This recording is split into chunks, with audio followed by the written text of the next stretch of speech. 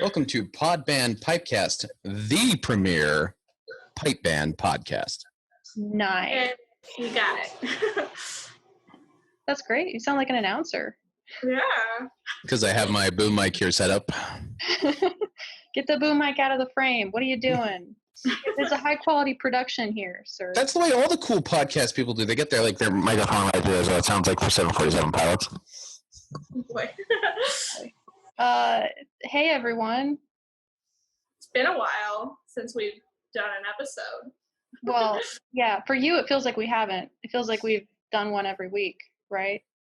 But really, we've been social distancing, which we still are. And if you're watching the video of this, which you can catch at patreon.com/podbandpipecast, you'll notice this is a Zoom call. Yay, Zoom! Hey! Hashtag Zoom, not Zoom. sponsored. Please sponsor us. Yeah, they just bought a company. They got so much money right now. So yeah, they can afford it. So we have with us Mr. Elijah Woodward as a guest. And welcome. Thank you.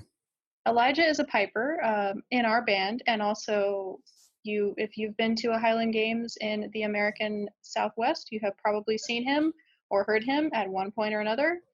He's been around quite a bit, usually playing for dancers, playing in our band, all kinds of things. Thanks for being on the show, Elijah. Thank you for having me. So, And you're welcome. So we have a bunch of questions for Elijah.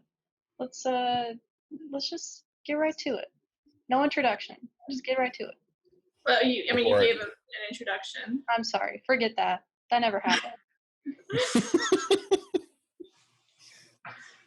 All right. Yeah. So how'd you get into piping?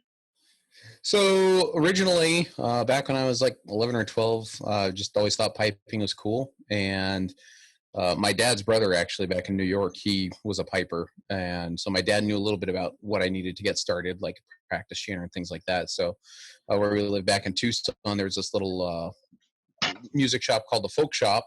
So Dad stopped by there one day on his way home from work, picked up a chanter and I think it was the Willie Ross Learn to Play Bagpipes book and cassette tape. And I started on that because the year was like 1996 or something like that. And I worked on that on my own for about a year, picking up a lot of bad habits along the way before we finally got in touch with the local Tucson group. At the time, there was a pipe band down there called Seven Pipers. They don't exist anymore as a band, but was able to get plugged in with them and started taking lessons from a guy named Chuck Bergen. Chuck still's around here in Phoenix today. And yeah, started with him for the first couple of years and just kind of took off from there. So did you because you got into it through your family, did you have a choice, or were they kind of just like, here you go, you're going to learn bagpipes? No, absolutely. I mean, my dad played trumpet, my mom played piano and violin, so I had experimented with all of them. Bagpipes was just kind of the one that stuck. You know, not anything formal, just kind of a little bit like them showing me here and there how to play a little bit and tinker with it. But yeah, bagpipes is the one we just kind of picked up and ran with. Cool. Do you have any siblings that play pipes or drums, or ever did? Nope, no band siblings. My sister was a dancer for a long time. She ended up becoming a teacher for a while. So that was the family involvement was definitely us as kids. We would go around to all the Highland Games, me piping and her dancing. And for a while, she even dragged me into dancing, which probably is going to lead you into your next question.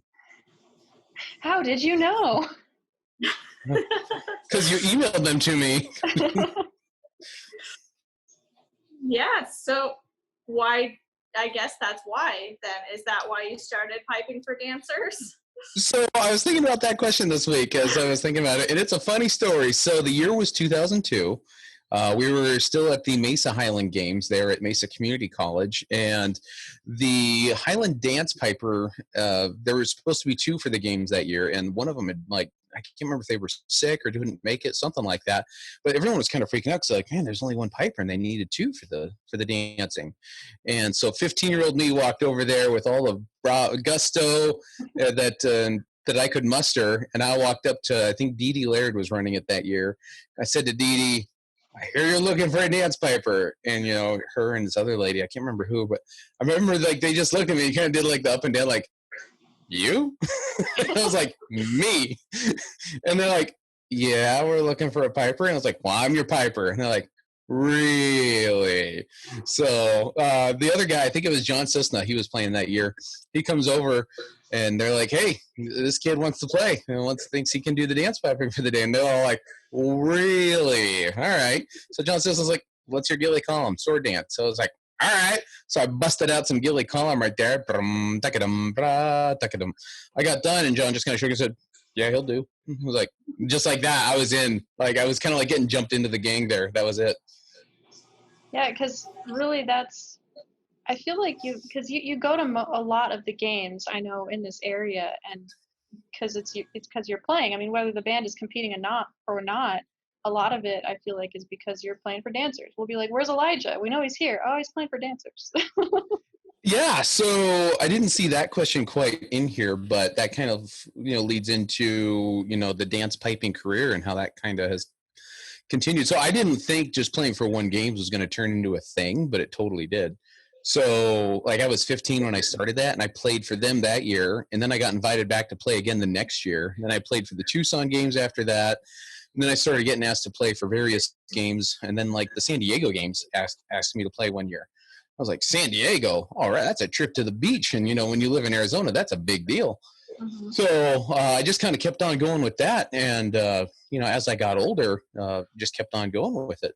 So anyway, fast forward to I'm in my early 20s now. I'm starting my career. At the time I was a police officer and working the day as a brand new cop. I really couldn't afford the time off to go to band practice because at the time I was playing with Mesa up in Phoenix there. And practice was on Friday night. I really couldn't make it to practice. And taking time off for games was difficult because I was stuck on the weekend shift.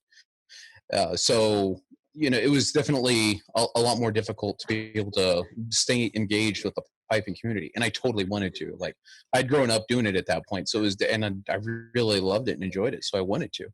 So dance piping became this outlet for me that allowed me to kind of stay sane because, you know, at the time, so I became a cop in 07. Then we had the crash in 08.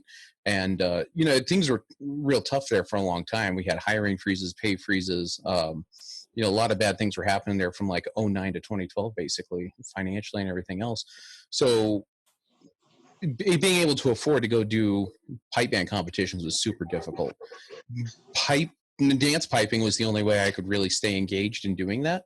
And that's kind of what saved me, was being able to have this craft that would pay for me to go do games, but at the same time, they gave me a reason to practice and then, you know, play all day. And I mean, play all day, because the games, they had to start cutting back too. Games that previously had 2 pipers, they cut it back down to 1. So fortunately I was able to handle that. But, you know, it was definitely an interesting time being able to have that skill.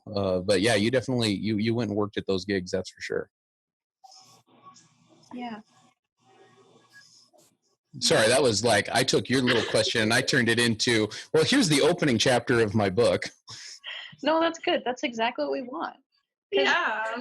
Because, so I feel like, because I don't know about anyone else in pipe bands. I don't know what you think. What I always think is like, when we're at a Highland Games, we got the band area, all the bands are doing their thing and everything, and dancing is like way, way away. I don't even know where they are sometimes. I just know that's where Elijah is, somewhere out there.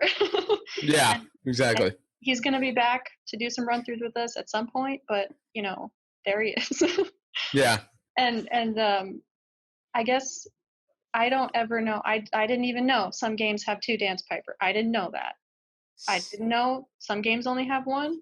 I didn't know. I don't even have a concept of how any of this works. Like, you just show up and you stand there and you play all freaking day, or what?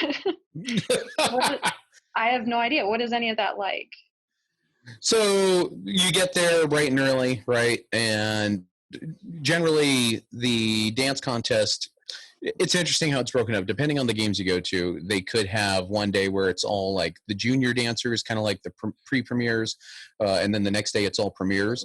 The interesting thing that ever since the crash in 08 happened is there's been a definite loss of opportunity, I think. And I've kind of, I think I've talked to you about this offline a little bit, my little rant on piping and the economy and Scottish arts in general. But basically, when the economy crashed in '08, a lot of those kids who would have been starting dancing, they weren't around. They couldn't afford the lessons. They couldn't afford to go to games.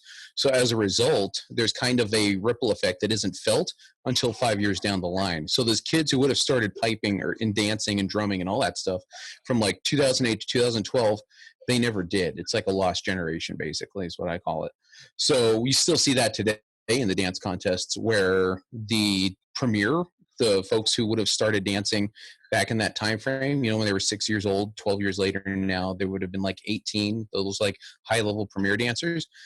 Their ranks are super small, especially here in the American Southwest, incredibly small, because there's just not a huge Scottish dance culture out here. There's just not a huge amount of opportunity to do that.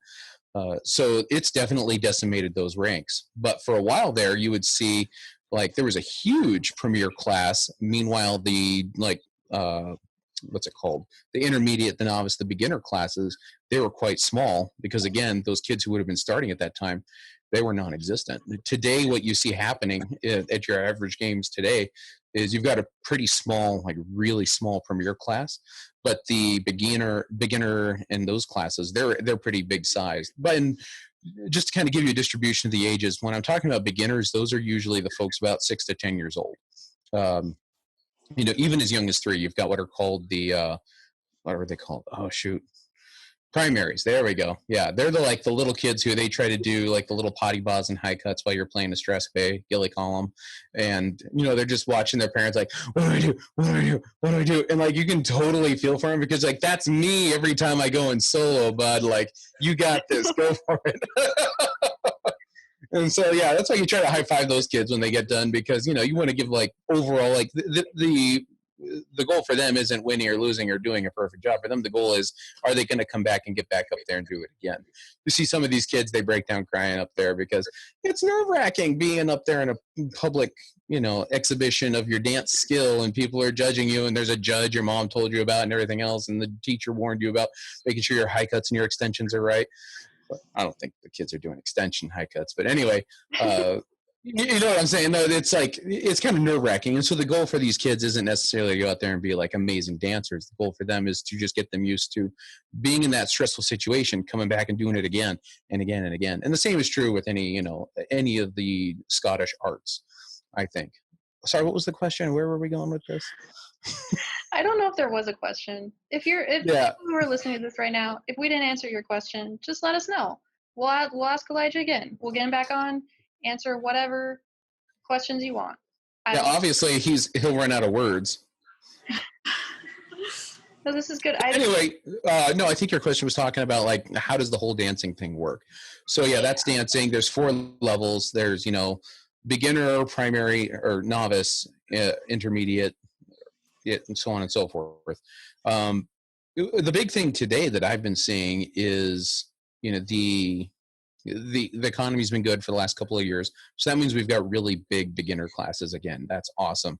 What terrifies me about right now is what's going to happen in a year or 2 from now. Are we going to go through another crash of '08 and another death of a generation that doesn't have the opportunity to get out there and to learn the craft?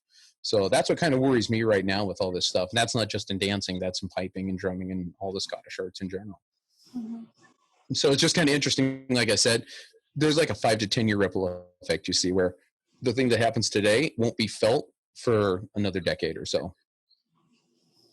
Yeah, that's a good point. I mean, I hadn't even thought about that. That's it's kind of difficult to start learning something on like a Zoom call. Oh yeah.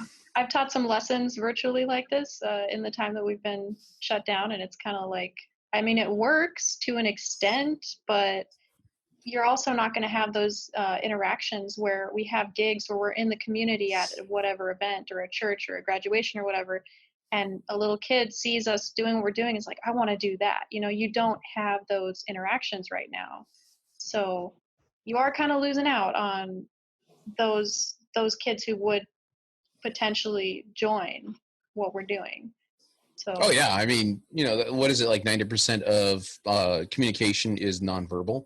So body language. And is your body language from here up? Well, no, there's shifting of the hips, there's shifting of the feet, there's all sorts of stuff like that. Like, yeah, there's a ton of different interview and interrogation schools where you can go to where they talk about just the minute differences of the hands, and are the hands on the knees? Are they on the lap? Like, what does that mean? You know. I'm glad you So can't see my hands now because yeah, mine either. I know what I'm thinking.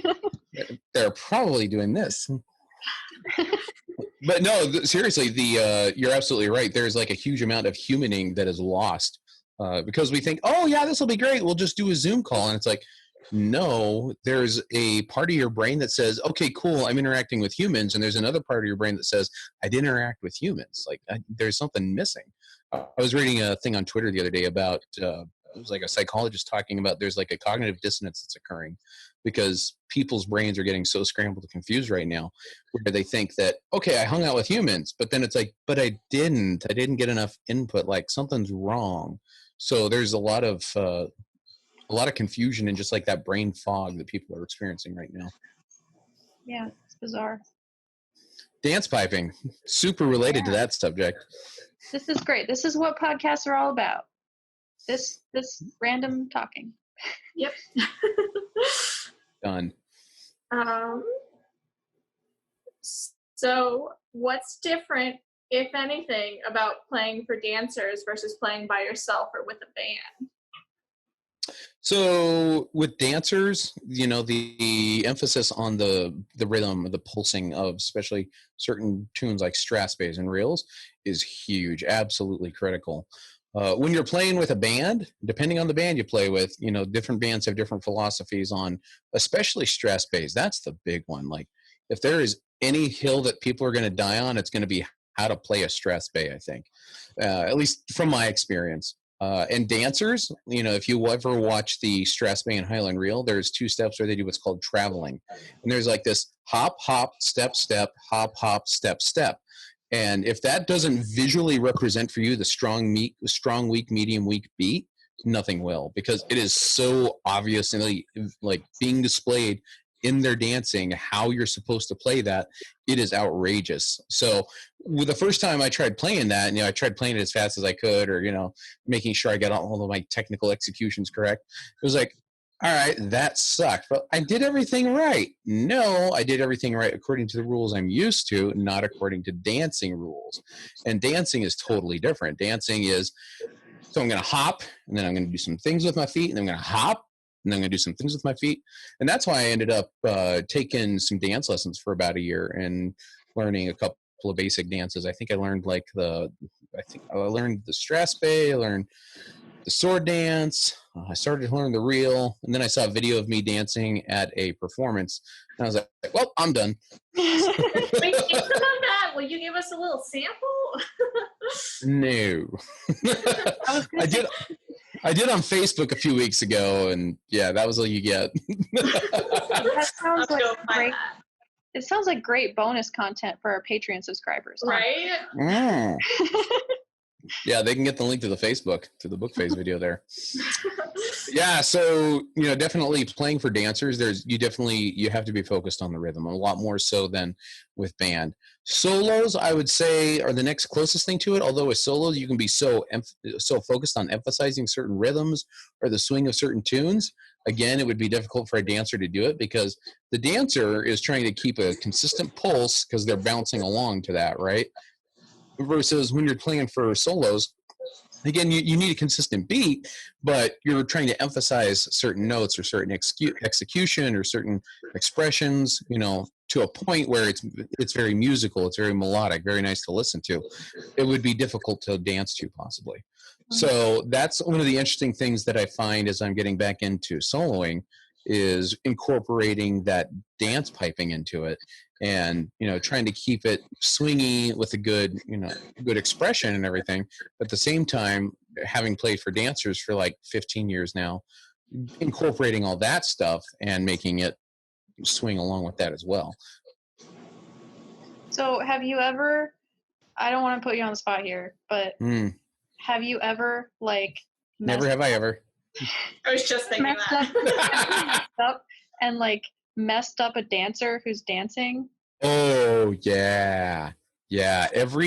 So All right, I'm going to give a little secret away here of what happens in your mind. So when you get asked to go play for games, imagine playing the same set like 15 times. Oh, Are you going to play that perfect every single time? Well, hopefully, yeah. And initially, when I first started out 15 years ago, I kind of anticipated them. I averaged about one mistake per set, where I would like accidentally, because you're supposed to play the first part 3 times, so they can get their bow or their curtsy in, and then everything else correctly. But even still, like your brain is just like fried because you have to be focused and make sure you're going into the right step and the right part and the right tempo, everything else. So I would average about one mistake maybe every 1 or 2 sets initially. So as time went on and I got better and better at it, I would eventually, my goal would be only 1 mistake a day. And when you're doing, I don't know, you got 4 different, it's like skill levels, plus 30 dancers, the 40 dancers, 50 dancers total. You're playing, I don't know, maybe 100, 200 sets in a day. So your goal is to have 1 mistake. Like that's my goal. That's like a 1% to 0.5% error ratio. That's fantastic, right? Like that's better than the shuttle launches. Sorry, Challenger. Anyway, the overall goal though is perfection, right? And every once in a while I can pull that off. That's the exception, not the rule. So yeah, are you kidding? I mess up stuff all the time. I've gotten really good at being able to play through the mistake and get myself back on track, because as long as the dancers hear consistent rhythm and a consistent beat, that's cool. So I've made up reels like halfway through the reel, and it's like, oh, where am I? Well, what am I doing? What am I doing? This is neat. Let's just go with it. Feel the rhythm. And then, you just go with it. And then, okay, and we're back on the reel. Okay. And then you just get back into it. Because, again, playing for 15 years, you kind of learn the dances, and having danced a little bit, the dances. So I'm able to kind of figure out, okay, and now we're going to the next part. Okay, cool. I think we're good. All right. I don't think anyone noticed. Have they ever noticed and come for you and blamed you? Yeah. So there was one particular dancer who shall remain unnamed. She was also a piper in the band at the time. And this is way back in the late 2000s, like 2000. Oh no, probably like 2002, 2003-ish. Anyway, I messed up pretty bad. No, it would have been closer to 20 years ago. Shoot, how old am I? Sorry, I just did the math and it got scary. So, I guess I've been playing for dancers for almost 20 years now. So, yeah, this would have been like 16, 17 years ago. She was a piper in the band and a dancer. I messed it up bad. It was not good, right? So I get done, and, they bow to the judge. She turns around, and, in one movement, she takes her ghillie off. I was like, uh-oh. And sure enough, she whacked me with the ghillie as she walked by. I was like, well, that's probably a DQ, but it was worth it, I guess. I don't think anybody saw, but it was just one of those I know, I'm sorry. And shoot, man, even as recently as, probably in the last 5 years, there was somebody else. Again, every once in a while you got a kid who's a dancer and as well as a piper. And, I messed something up bad, and I felt bad because I was like, oh, they're going to give me crap at practice. I know, because I did that wrong. And that's the other thing, too. That's the worst, is when you have a dancer who's a piper. So they know when you screwed up. Everyone else is like, yeah, whatever, kind of sounded like the CD. When it's somebody you play with, they're like, I know how you play. I know what you normally do. That was bad. It's like, I can't have that. This leads us into our next question. Which tunes do you need to know? Because it seems like, I don't know if this is true or not, but it seems like there's 5 or 6 sets that I've heard dancers play, and it always seems like the same tune, maybe because you're always the piper playing it. But ouch. But no. You call me unoriginal? Call me basic? How many, I guess I know they have, a strathspey or whatever, but how many different strathspeys could you play for that same set? How many tunes do you play? Right. So for the fling, what they say is a fling is a fling is a fling. A strathspey is a strathspey. Any strathspey will do. In theory, yes. What I realized is, you need to play what the kids are used to. So go on to YouTube, look for Highland Fling, listen to the tune they're playing. 99% of the time, they're going to be playing Maki of Huntley's Highland Fling. And it's actually got a really great rhythm to it, really catchy tune. So it's like, oh, okay, I can see why you should be playing that. When I first started off, I wasn't playing that tune. I was playing a similar one. What was I playing? Orange and Blue and something else. But anyway, go. So that's a good tune. It's fine. It's just not quite what everyone's used to hearing on their CDs. So what I ended up, my epiphany was, you need to play what they're used to hearing and practice, because you fight like you train, right? So if you're used to hearing that when you practice, that's what's going to help when you're competing. The other weird kind of what's the word I'm looking for, vicious cycle that ended up happening is when you play tunes they're used to, they dance better. When they dance better and feel better with the music, they like you. When they like you, you get invited to more games. When you get invited to more games, you get paid more. When you get paid more, you can buy more reeds. You get to practice more. You get paid to go to games. You get paid to travel. And like I said, going back to that 2008 to 2012, 2013 time span, that was hugely critical to me. Like that was my number one goal, was to get invited to back. Number one, get invited back, and number two, get invited to new games, because everyone else in the audience is listening too. They're all critiquing you as well, right, wrong, or indifferent. So they're all listening to you and saying, hey, this guy, he's pretty good. He's a good piper. Let's bring him to our games, because I guarantee you half the audience there is either currently running a Highland dance competition or has run one, or they're going to be running one in the next 5 years, because of just that cycling of folks who end up running Highland dance contests. That's good. Okay. Yeah.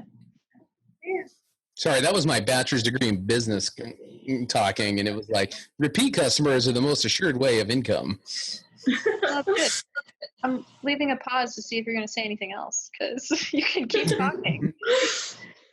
That's a secret to doing a great interview. Anyone out there who wants to steal my tips, I mean, go ahead. I don't really care. But I'm just saying, like, let people talk.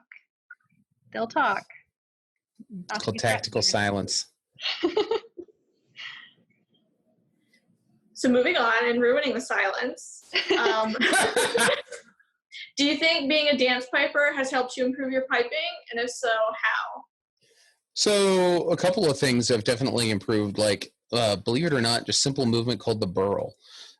It's a real tricky one with your pinky, or you do this like tap curl or drag, depending on how you were taught. But it's at, like, when you're on a low A, that brum noise that you hear, you probably associate it with like maybe a little roll from the drums or something like that. But that is actually really tricky, and I hated that initially. And I have got a particular chanter that I have played at so many games that that hole where my pinky rubs has actually worn smooth from playing that movement so many times. And that being said, that particular movement has gotten incredibly effective, good and strong. It went from being one of my weakest points to one of my strongest, because it forces you to get good when you have to play it 15,000 times in a day. It's like, hey, yeah, sink or swim, here we go. Also, stamina. You're not playing for 15 minutes at a time like you're playing a big long Pibroch, but you are playing, a minute or a 2-minute tune, or 2.5, 3-minute tune, and you're playing it 15 times, and you're playing it all day long. Tack on top of that the fact that I found out last year my bag had a wicked hole in it. I had been super bad at maintenance apparently for like 5 years, and yeah, it was just like, oh my god, I feel like I'm getting a hernia. Like, what's going on? It turns out, yeah, my bag had a hole big enough to drive a truck through sideways. So the overall lung and diaphragm capacity that I was able to develop as a result of dance piping, especially with a bad bag, that actually has taught me a lot.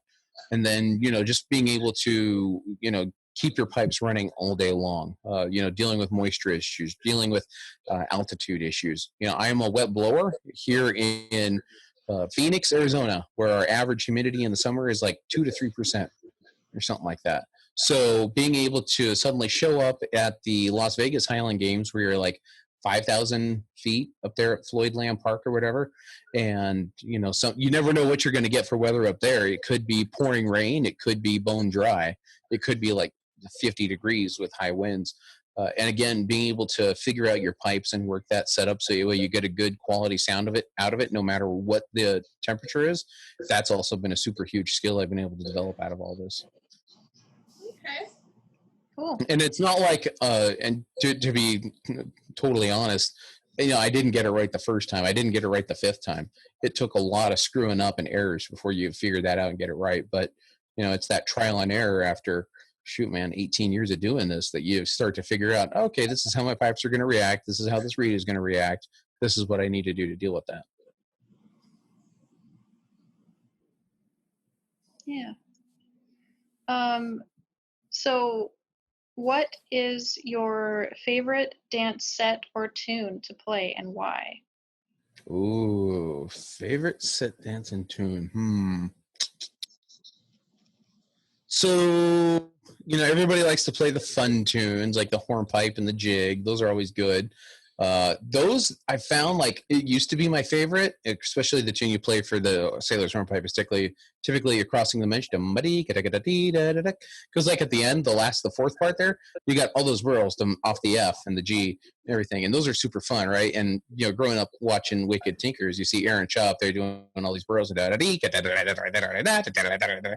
so I used to do that, but after doing that for like 10 years and just they always wait to do that dance at the end of the day when you're exhausted and you're tired and you're like, I just want to get through this, man. Like, come on. It actually kind of ruined it for me. And it's like, it's not my favorite tune anymore. I have to say probably one of my my favorite sets to play now is the Strasbourg Reel, because you can really, again, like I said, just being able to play that tune that is so in sync with the rhythm that the dancers are doing. You're just watching them like, bam, bam, bam, dancing like at the same tempo and rhythm that you're playing, that like even like the timing of the execution of like the taps and the doublings. It's like, oh man, they're good. I'm good. This is good. Like overall, really good. This is cool, right?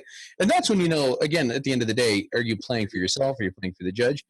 No, we're there playing for the audience. If it's so good that even me as a super picky observer with like 2 decades of watching and judging my own playing and their dancing, if I'm able to enjoy the overall product that's coming out, then I know the audience is enjoying it, and that's cool. So that's been super fun. And then, having fun with the reels too. There's one particular reel. So funny story. All right. Yeah. Now it's time for a funny story. I got invited to play at the championships in Costa Mesa a few years ago. And I would play, there's a couple of reels, and then I would go into Kelsey's wee reel.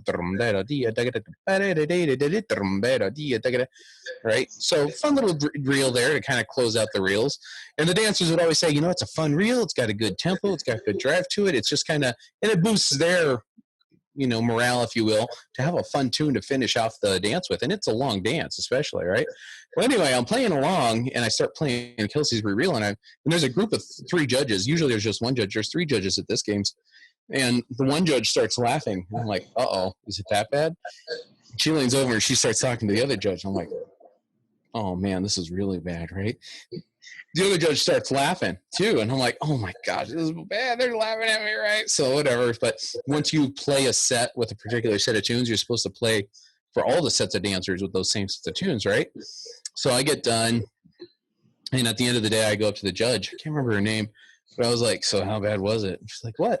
I was like, the Strasbourg Reel, I saw you laughing. She's like, oh, you played my tune. I was like, huh? She goes, no, you played my tune. Well, it's actually my daughter's tune. I'm like, huh? She goes, Kelsey's Real. I was like, yeah, I played that, yeah.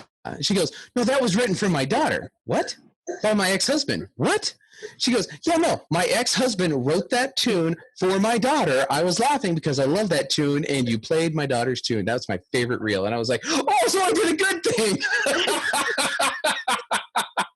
So anyway, she thought I was like kissing up. She thought I was playing that tune because it was like, oh yeah, it's your daughter's tune. I'll totally play this tune for you. I just thought it was a good tune, right? So anyway, after that, it was like, oh cool. So now there's a funny story to go with this whole set and everything. But yeah, no, definitely Kelsey's Reel is a good tune to play in the reels I found. Depending on the judge, I will give that little caveat. I've had like 1 or 2 judges every once in a while. They'd be like, that's not the right tune. It's like, oh, you're one of those judges. Okay. Well, they're not really there to judge you, right? I mean, you tell them that. Good luck with that argument. I guess if you want to get invited back, you play whatever tune they want you to play. Exactly. Yes. You're learning. Hey, good. All right. That's what this podcast is for. Yeah. So what has been your most memorable experience, or a couple of experiences with pipe bands? Ooh, with pipe band. Let's see here. Yeah. Could be dance related or whatever. Bagpiping in general. So, the year was 2004, 2005. I was like 17 or 18. No, I was like 18 or 19. I think we were at Queen Mary. And I got put in a room with this other guy. This other guy had kind of a reputation for being a party animal. Oh. Yeah. And lo and behold, I was soloing the next day, and I was working on my Pembroke, and I was hanging out with a couple of other folks in the band, practicing my Pembroke, making sure I was getting the swing and everything right and the pulsing. And I went back to my room, and the deadbolt was locked. Oh. I was like, no, you've got to be kidding me. Sure enough, he had like locked the door and locked the deadbolt and gone to bed.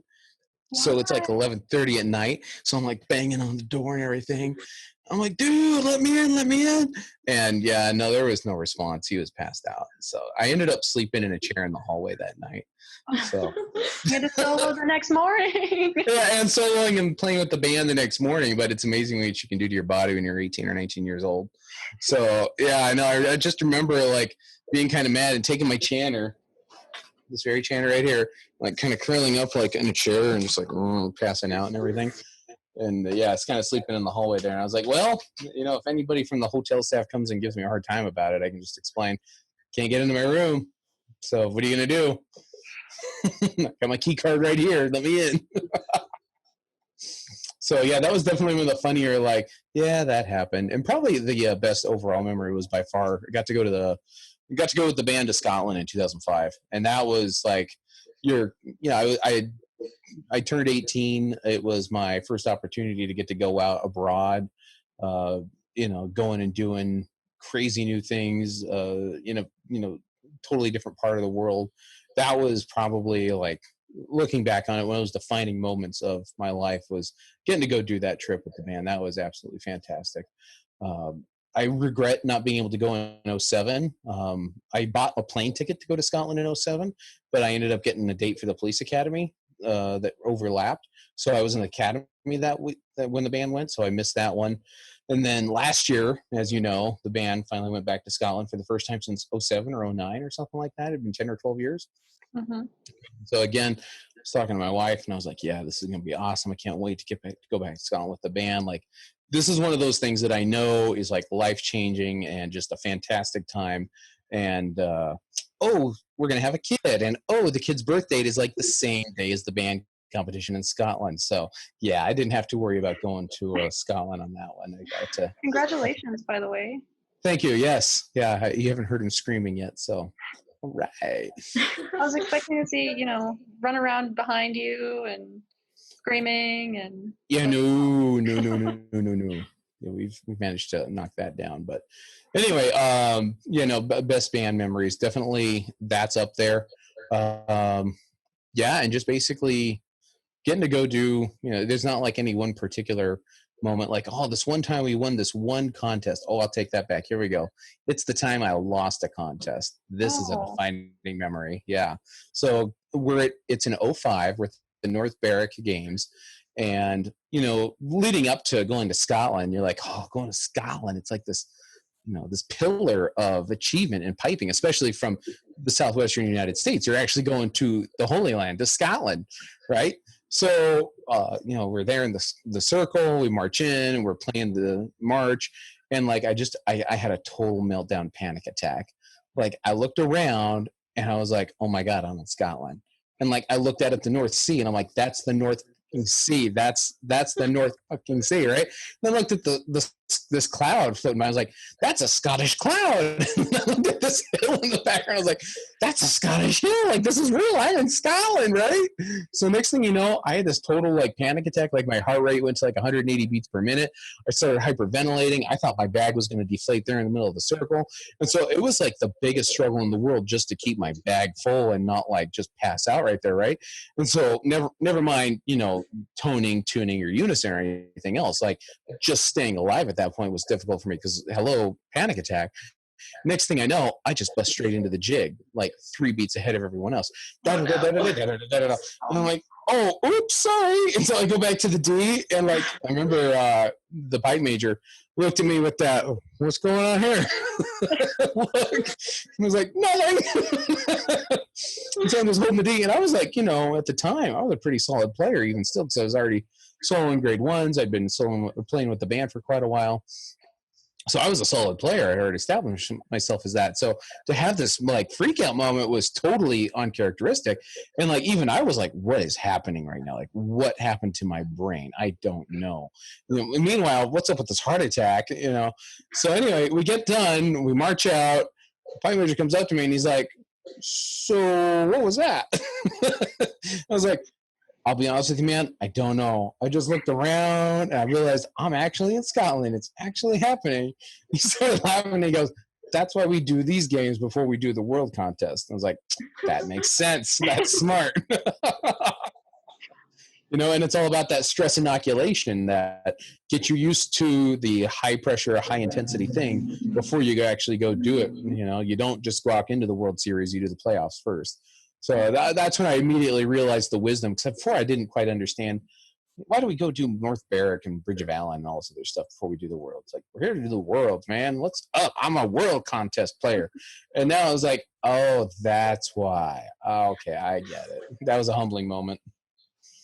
Yeah, needless to say, we did not win that contest. And it was all because of you. That time. Although I think we won marching into Portman. It's something, right? Yeah, I'll take it. Yeah.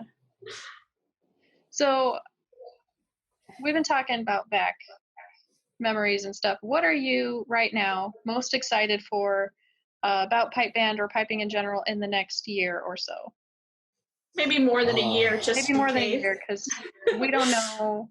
We don't know what we're gonna be doing. Yeah, that's crazy. So, you know, let's talk like from 2 different timelines. I feel like, you know, the Avengers movie, right? You've got a couple of different timelines there. January, we were living one timeline as humanity, and now we're living a different timeline. So in January, I was super excited. I had this idea for creating a global mobile pipe band. So again, going back to my days as a young rookie cop, I couldn't get time off and didn't have the money to go do contests, but you know, I definitely didn't have time to go to band practice on Friday night. That's for sure, especially up in another city, you know, 100 miles away in Phoenix. So what I was really wanting to do and really excited about was creating a cyber pipe band, basically a band that's able to be a fully remote. Because I know just through, again, my network of friends who are still piping, who I've known for like the last 20 years, there are still good pipers out there who are interested, who all you have to do is send them the recording of this week's practice. They could play along with it and they could be up to speed and they could definitely be ready to rock and roll by the time competition showed up. No questions asked, like absolutely solid folks. And so what I wanted to do was I wanted to start creating an opportunity to include them, because I feel like a lot of these bands are like, because I've had bands come to me and say, hey, you want to come check out our band? You know, plane tickets to so-and-so are fairly cheap. And I'm like, hey, cool. YouTube's free, dude. Like, why don't you just put a video up there and I'll just play along with you there. But we still live in this like archaic mindset that you have to come to band practice. I don't think that's true anymore. I think especially what we've been living through these last couple months has proven you can still maintain a cohesive band or somewhat semblance of a band. You know, even completely remotely through our digital sphere these days. That being said, what my goal was is to try to create a pipe core that was fairly digital, and even a drum core if possible. My focus is pipes just because that's what I play, but I want to just start dragging in those players who want to be involved but just can't be involved or engaged because the traditional mindset is you have to come to practice. No, you don't have to come to practice. I know folks who don't have to come to practice. They can just watch the video and play along.